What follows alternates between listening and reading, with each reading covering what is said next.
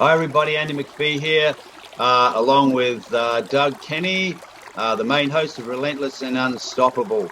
As with each series we do, I let people know how this started. Relentless and Unstoppable started about a year and a half ago after my coaching and mentoring of Doug for 6.5 years.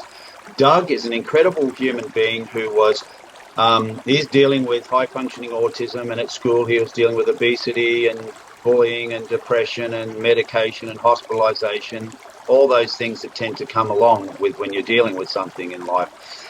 And Doug, over the last few years, we've had an amazing journey. He's gone from 300 pounds to down to close to under 200 now. He does yoga, running, walking. He's now into bodybuilding, which we've organized and helped him, do it the correct way. His diet is incredible. And it's an inspiration of his story, which is why I created this channel. And since then, I think Doug said to me the other day, and he can confirm this, we've had probably 181,000 views over the last year or so, which is great for a couple of guys who have no idea what they're doing at all, like zero. But we're getting better, and I'm actually learning off Doug now because he is very relentless. He never gives up. So, Doug, I'll hand it over to you to introduce our amazing guest. Yeah, our guest today, everyone, is autism activist and author Amelia Dorsey. How you doing, Amelia? Hi, I'm doing good. How are you all? Great, thanks. Nice to meet you. Nice meeting you And too. you are in Arizona, where Doug is situated as well, and I'm in Los Angeles. And hey, thanks for joining the interview. And you're going to share your story about your first book, which I saw the cover a minute ago, which is awesome. It's really cool. It's very cute. Thank That's you. cool. That's And this cool. is my daughter.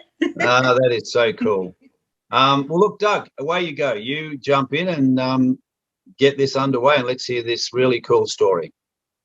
Yeah, so Amelia, I must ask you, what was your upbringing like?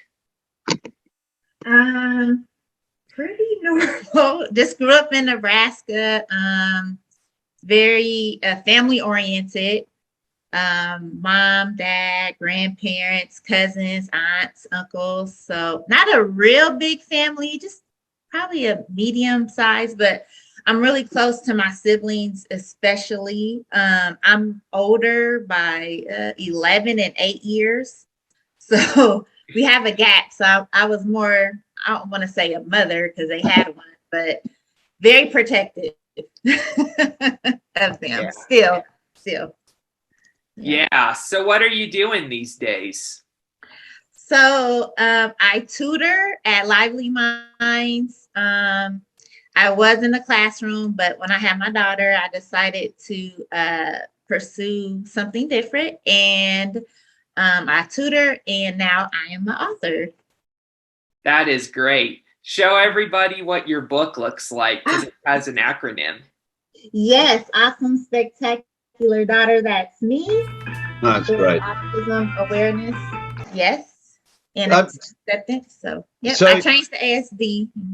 Yeah. and who designed you? I think you mentioned something before. Your daughter had a lot to do with designing that, right? Yes. So I picked two illustrators, and since she's nonverbal, I really wanted her to have a hand in this story as much as I could. So she actually picked the author. She liked, I had them draw a picture of her, and she liked this one. So I was like, okay, we'll go with her. So that's it. That's cute. That really is. Thank you. So look, here's a question. When did you find out? Oh, first of all, when you say she's not verbal, can you just explain that a bit more for myself? Because I don't understand quite clearly, and I'm sure there's other people that don't. Okay. So when I say she's nonverbal, she doesn't have any words or sentences per se. She can sign a little. We just got her AAC device, which we call a talkie.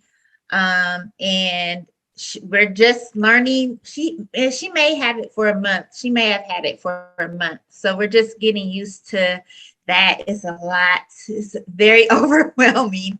But Yeah. yeah, so that's how she communicates. Okay, but she can hear quite clearly. Oh, her receptive language is perfect. Yes, Mm. she can. Yes. If I And say will no, there be no, a time? no. Sorry, will there be a time where she will be able to speak, like, verbally, or is it just something the autism's blocking? That's a good question. I personally, and her therapist and her dad, I really feel like she'll talk one day because she has the syllables or she can go good, good, good, like for go. So she has it. I think it might take a couple more years or she might start talking tomorrow, but I think she has it. She's super smart. Wow. And do they have any reason why that she's nonverbal, like the specialists and doctors? No, no one has ever told me. They just said Mm, some people with autism are nonverbal. That's what I've been. mm. Yeah. Wow. Yeah, that must be. It must take a lot for both you and your husband, to. I mean, obviously you love her; she's your daughter, but it must still take a lot, for both of you to deal with that, plus your lives, plus work, and especially if she's got to learn, sign language, which is great. Yeah. We're getting into a routine. And so it's right now our only struggle, honestly, is sleep. She does not sleep through the night. So, Yeah, I Oh know well. what it's like. Hmm. oh, you don't sleep either, Doug? Oh no, I do have nights every now and then where I Mhm. am restless, but it's not often. Okay. What do you do like to kind of go back to sleep? I've been practicing something from what I learned on the internet, a Japanese breathing exercise, where basically I exercise by breathing like a specific amount of seconds and for each time turning it into a pattern. And sometimes it results in me waking up early while still being refreshed. Oh, okay. I'll have to look that up. Yeah. Yeah, that's awesome. I know, Doug. We chat sometimes during the day about some nights you'll have a restless night, and what we also do, because of the high functioning autism, his mind is pretty much never shutting off. And so we have a rule that doesn't always work, but after a certain amount of time, 6 o'clock, no more phones, no more computers, like watch TV. And he loves drawing and writing, artwork. So I said, take up those things so that you're giving your brain a little bit of a chance to rest. Doug, can you just share a little bit about how that works for you with what you do to wind down a little bit? Yeah, artwork has been something I'm talented at since as far back as I can remember. With autism, there's a sense of creativity that people can have, and I try to therapeutically transform my creativeness into life and all that. Like I do drawing, I do oil painting, and I I also like to write. In fact, I'm now going to be an 8-time published author at in only less than 10 minutes time. So Oh, can you? I didn't even know this. Can you explain more about that quickly? I just got word this morning that my next children's book is going to be on Amazon.com. Congratulations. So you may be able to help, you know, with Amelia's book on Amazon, to give some of the processes you've had to get that on there and create sales, Doug. Yeah, I can definitely help her with like promotions and Mm. pushing it out there and giving her tips on how to keep publishing books and all that. Yeah, awesome. Thank you, Doug. Doug, you got some questions. Yeah, another question I have, Amelia, is what are the struggles you've faced with raising someone on the autism spectrum?